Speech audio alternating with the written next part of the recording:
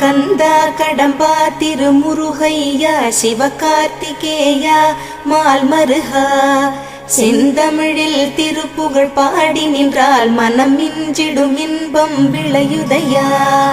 சிரகிரி வேலவனை காண்கையிலே விழி ஓரம் கண்ணீர் பெருகிடுமே. கந்த சஷ்டி கவச்சம் போதுவோர்க்கு கந்தன் கருணை என்றும் துணை வருமே.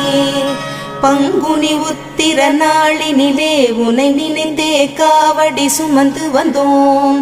புன்னகை புரியும் ஷண்முகனே உன் சன்னதி தேடி ஓடி வந்தோம்.